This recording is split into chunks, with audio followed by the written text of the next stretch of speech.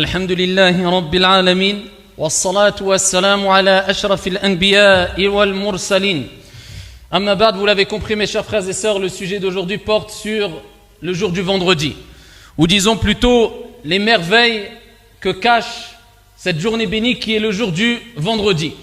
Pourquoi je dis les merveilles que cache, ou les merveilles qui sont cachées, ou plutôt le jour qui cache ces merveilles? Parce qu'il y a certains bienfaits, certaines merveilles qui sont cachés pendant cette journée-là, c'est-à-dire qu'ils ne sont pas palpables physiquement, mais la récompense est cachée, et la récompense sera ici auprès de notre Seigneur, Tabaraka wa Ta'ala, Inch'Allah Ta'ala.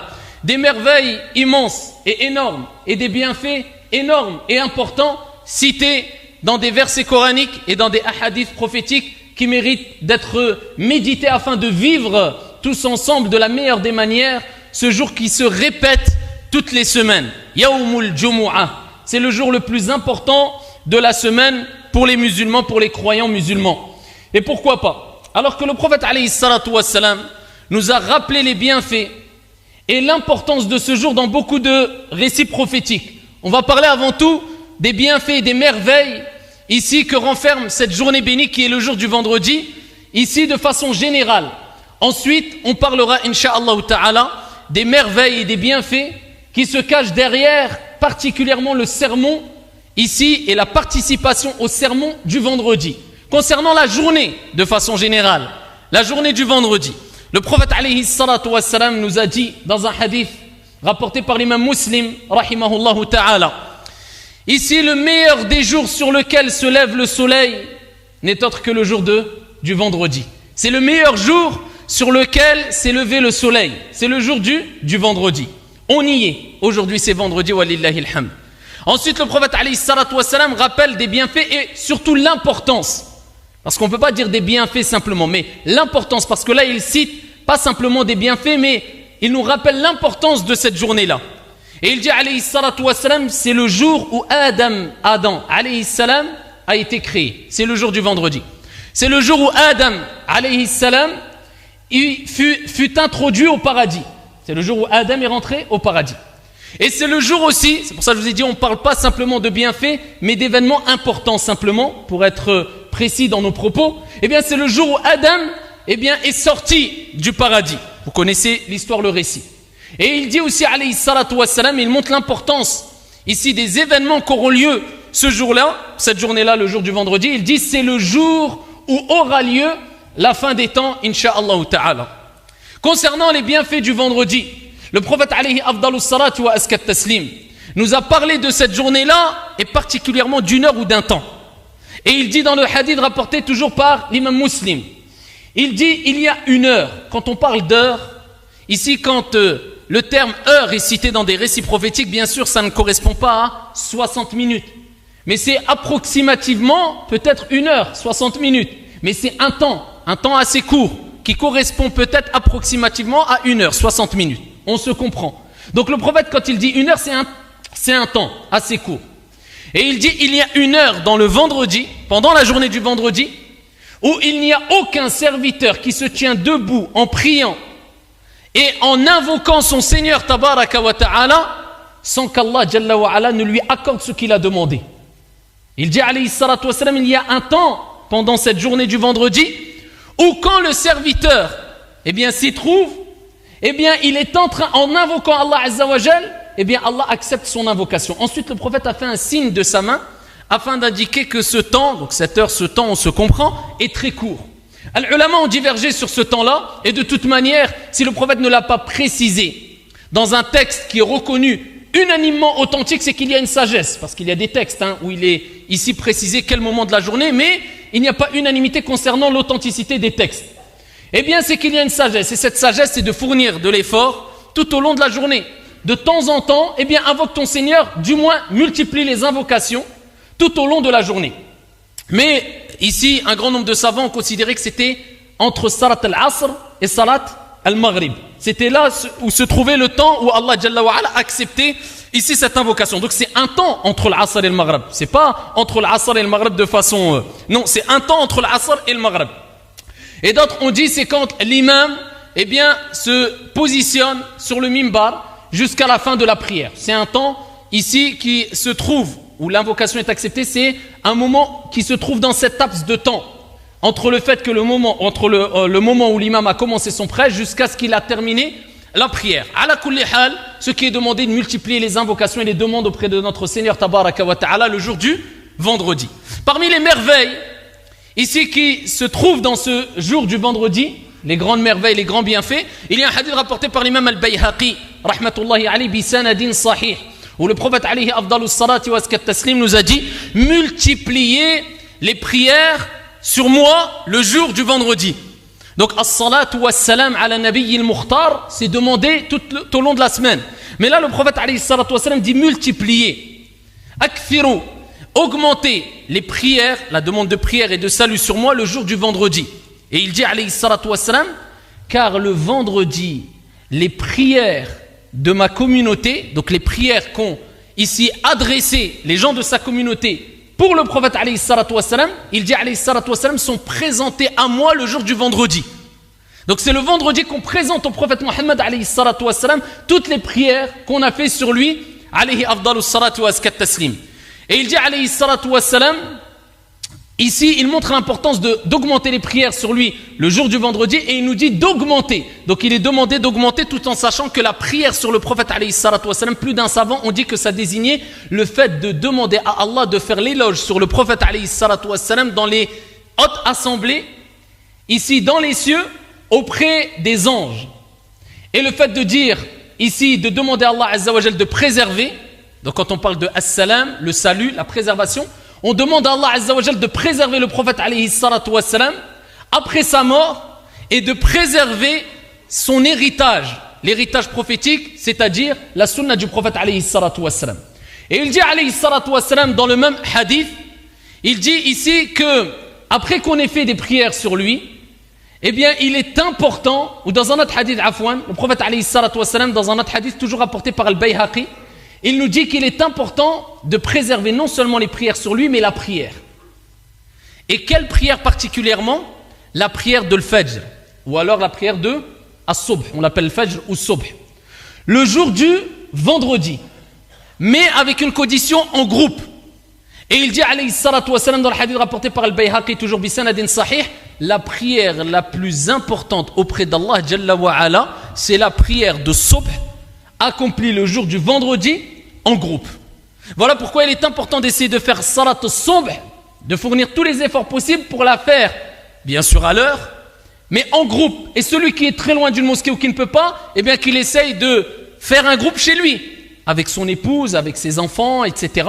Donc ici, pour avoir la récompense ici de la prière en groupe, et pour être encadré par le hadith où le prophète alayhi afdalus salatu wa azkat taslim a dit que la meilleure des prières, la prière la plus importante auprès d'Allah, la prière la plus importante auprès d'Allah, c'est la prière de Subh le jour du Jumu'ah en jama'atan, en groupe.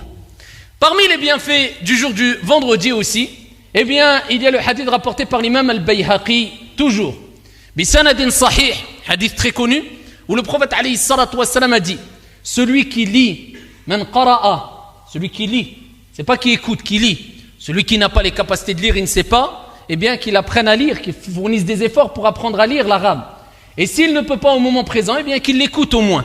Celui qui lit surat Kahf, la prière, la sourate dite la caverne, al-Kahf, le jour du vendredi, eh bien Allah Jalla wa Ala l'illuminera entre les deux vendredis. Donc Allah t'apportera une lumière entre les deux vendredis. Si tu lis aujourd'hui surat al-Baqarah, surat al-Kahf, afwan, eh bien Allah t'illuminera jusqu'au prochain vendredi, et ainsi de suite, à partir du moment où tous les vendredis tu lis surat al-Kahf. Et ici, parmi les bienfaits aussi du vendredi, il y a le hadith très connu où le prophète alayhi afdalus salatu wa azkat taslim a dit, toute personne qui meurt la journée du vendredi, ou il dit alayhi salatu wa salam, la nuit du vendredi, la journée du vendredi ou la nuit du vendredi, c'est-à-dire la veille de la journée du vendredi. Pourquoi? Parce qu'en islam, ici on considère que la journée rentre à al-Maghrib. Donc hier, à partir de al-Maghrib, on est rentré dans le vendredi, Jumu'ah. Donc le prophète il dit la journée de vendredi, donc aujourd'hui, ou bien la nuit du Jumu'ah, hier soir.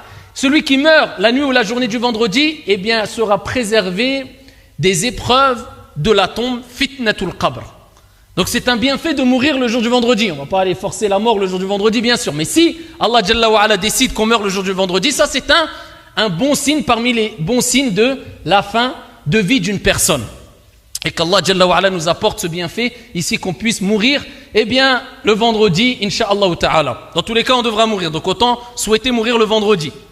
Parmi les bienfaits, ici, je rentre plus dans les détails. Et là, je parle du sermon. Khutbatul Jumu'ah, le sermon du vendredi. Eh bien, le prophète alayhi salatu wassalam nous a cité un hadith.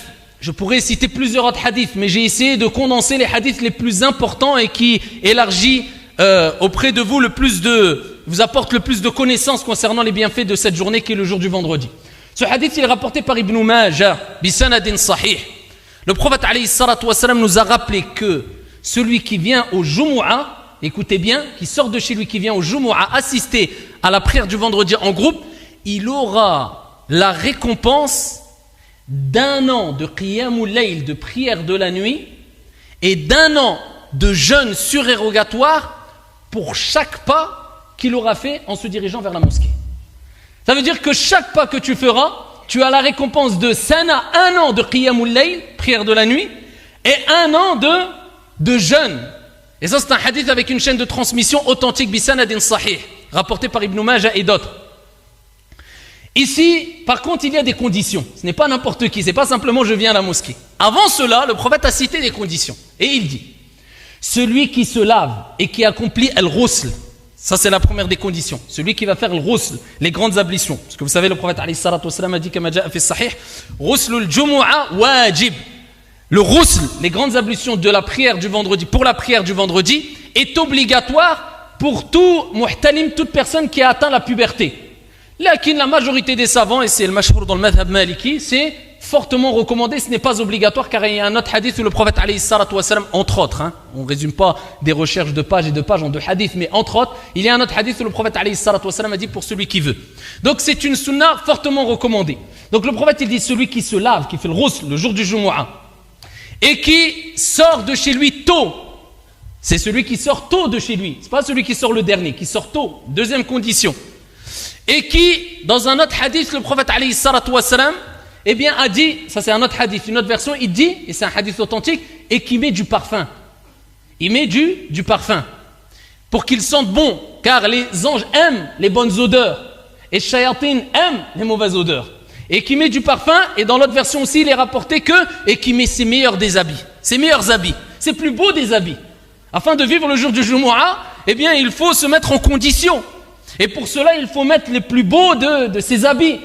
Quand tu vas à la mosquée, quand tu te rends pour assister au sermon du vendredi, ne viens pas comme si, avec ta blouse remplie de saleté, etc., comme si c'est... Non, tu vas te présenter devant ton Seigneur, tabaraka wa ta'ala, al-malaïka vont participer, participe maintenant, pendant que je vous parle, avec vous, il y a des anges qui participent ici au sermon du vendredi, comme l'a mentionné le prophète alayhi salatu wassalam, telle est notre croyance, et on doit y croire fermement.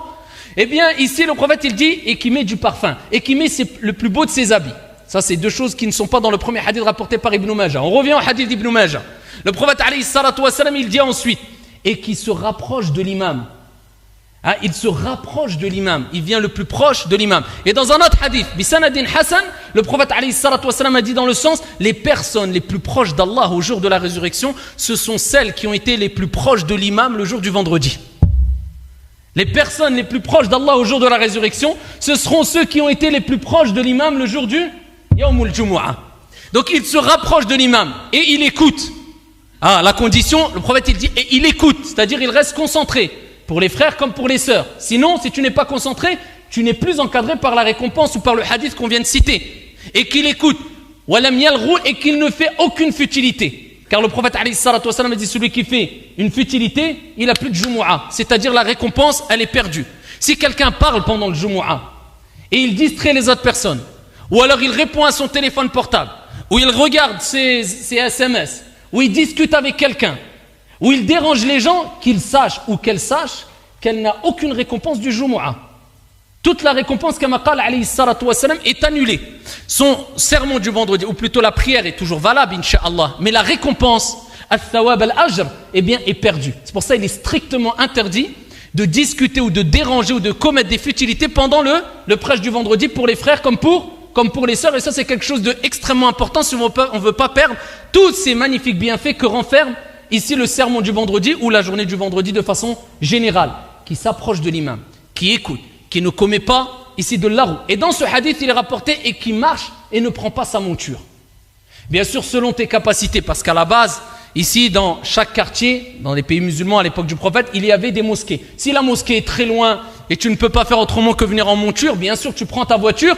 Par contre, eh bien, c'est bien que tu t'éloignes si surtout cela arrange ici le bon ordre de la mosquée, un peu de la mosquée, ton véhicule un peu de la mosquée, afin de marcher un peu et de sentir un peu et d'espérer aussi la récompense au maximum, incha'Allah ta'ala. Maintenant, nous, aujourd'hui, illa ma rahimallah, on est tellement, et je parle pour moi le premier, paresseux et feignant, que si on pouvait faire rentrer notre voiture dans la salle de prière, on l'aurait fait. Au moins, éloigne-toi un peu, si ça arrange en plus, il y a un parking, il est un peu éloigné, etc. Tant mieux, c'est bien, il n'y a pas de mal, incha'Allah, t'inquiète pas, ça ne va pas te faire du mal. Hein. Donc ici, le prophète, il dit qu'il marche.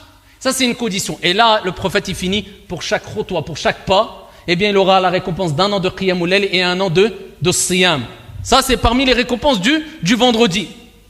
Le prophète, alayhi afdalus salatu wa askat taslim aussi, il nous a parlé ici du jour du vendredi et il nous a rappelé aussi qu'il y a des bienséances à avoir. Et parmi ces bienséances, c'est de ne pas parler, certes, mais aussi, ça va jusqu'à ne pas répondre à celui qui va éternuer. Celui qui va éternuer, il doit dire Alhamdulillah et ne pas répondre avec Yarhamukallah. Ça, c'est la vie d'un grand nombre de savants et entre autres la vie de l'imam Malik rahimahullah ta'ala, comme il est mentionné dans Al-Mudawwana, comme l'a mentionné l'imam As-Sahnoun rahimahullah ta'ala. L'imam Malik fut interrogé sur le fait de dire Alhamdulillah lors du vendredi, particulièrement pendant la khutbah du Jumu'ah. Et là l'imam Malik a dit, il ne dit pas à voix haute, mais il le dit dans son fort intérieur. Il ne prononce pas la parole Alhamdulillah à voix haute. Ici, si quelqu'un éternue, il ne dit pas Alhamdulillah, mais il suffit de bouger les lèvres afin qu'il ne dérange pas son entourage. Ça, c'est avec Alhamdulillah.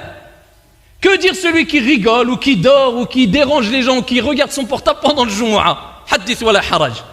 Donc ça, c'est extrêmement important à savoir.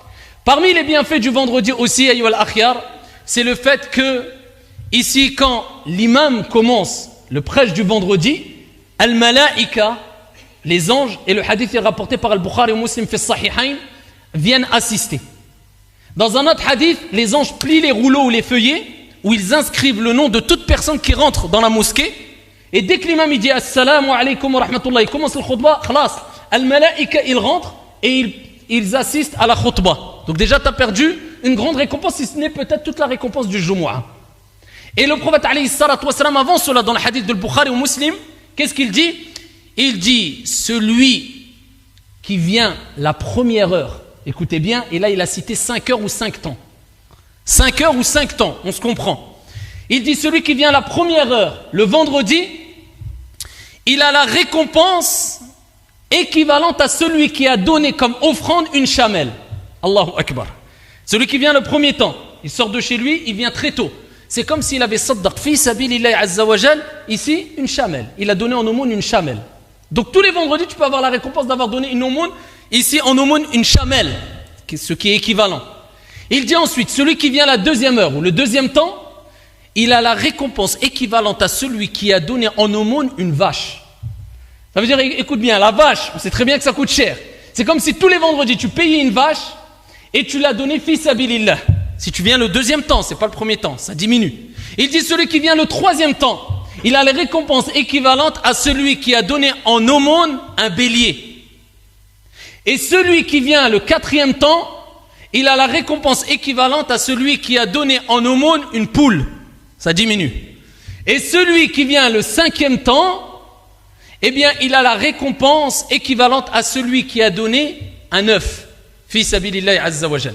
Et là, il termine le prophète alayhi salatu wa salam avec, et quand l'imam commence le sermon, eh bien, les anges, eh bien, viennent assister au sermon. Donc, ils se déplacent alors qu'ils étaient à l'entrée pour noter le nom de toutes les personnes qui allaient assister au sermon du vendredi et participent à la khutbah de Jumu'ah. 5 temps, les savants ont divergé. Comment évaluer les 5 temps exactement? Ala kulli hal. Si on prend un exemple banal ici, on prend aujourd'hui à peu près Shuruq. Ils ont dit on prend pas l'aube, mais on prend le lever du soleil.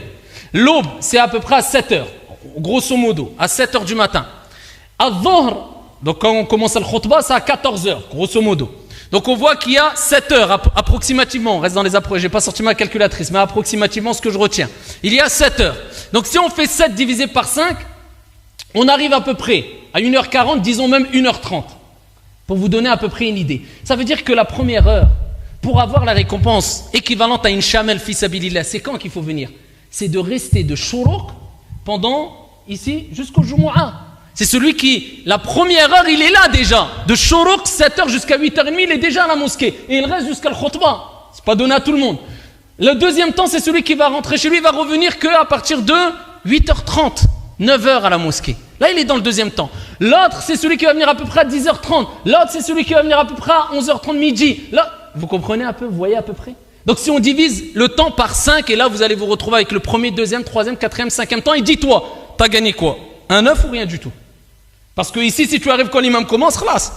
Donc la preuve qu'il est demandé de venir tôt, c'est quoi? C'est pas une demi-heure avant. Le tôt et le meilleur, c'est de shuruq que tu es à la mosquée. Où sommes-nous par rapport à la compréhension et à l'application de ces textes? Hadith wa la haraj. Donc ici, il est important de vivre avec les textes et les bienfaits du vendredi de la meilleure des manières, incha'Allah ta'ala. Et pour terminer, je peux vous citer, c'est plus de la jurisprudence, mais celui qui rentre à la mosquée alors que l'imam il a commencé le khutbah, est-ce qu'il fait tahiyyatul masjid ou pas? Les ulama, ils ont divergé. Et même dans le mazhab de l'imam Malik, on a qawlan, on a deux paroles. Et al-mashhour, c'est qu'il ne les fait pas, il s'assoit. Une autre parole, il les fait, mais rapidement. Et ala kulli hal. Le mieux, si on veut suivre al-mashhour du mazhab, on ne les fait pas. Mais celui qui les fait, c'est un sujet de divergence. Et cette divergence ne s'arrête pas avec deux hadiths. Hein. Ça a été des buhouth, des recherches très longues. Donc on respecte la divergence. Et ça ne doit pas être une cause de division, bien au contraire. Sachant que parmi les plus grandes des merveilles, je terminerai avec cela, du jour du vendredi, c'est l'union, c'est le rassemblement, c'est l'amour, c'est la fraternité.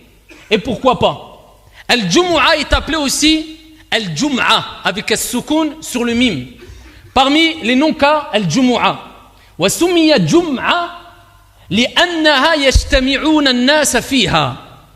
Le Jumu'ah ou Al-Jum'a a été appelé ainsi car les gens se réunissent. Ça nous renvoie vers le terme Al-Jama'a, le groupe. Et le prophète alayhi salatu wa salam a dit Al-Jama'atu rahma. La Jama'a, le groupe est une source de miséricorde. Donc il fut appelé ainsi, cette journée-là, elle fut appelée ainsi, car les gens se rassemblent, s'unissent pendant cette journée-là. Et ça, c'est parmi les plus grandes des merveilles et des bienfaits que renferme cette journée bénie qui est le jour du vendredi. Même les gens qui ont des désaccords, même les gens qui ont des différends, même les gens qui n'ont pas trop le temps la semaine, eh bien tout le monde se réunit ensemble. Le jour du vendredi, c'est comme si Allah Jalla wa Ala nous imposait, voulait que même si tu as des différends, eh ben, tu vas rencontrer et croiser ton frère ou alors la sœur, sa sœur. Parce que ce qui prime, c'est l'union et c'est la fraternité et c'est l'amour en Allah Azza wa Jalla. Et Allah Jalla wa Ala, de par sa miséricorde et sa bonté, eh bien, il nous réunit dans sa maison, dans sa demeure une fois par semaine pour nous rappeler, attention, restez unis et ne vous divisez pas. Et ça, c'est parmi les plus grands des bienfaits et les plus grandes des merveilles que renferme le jour du vendredi. Wallahu a'lam.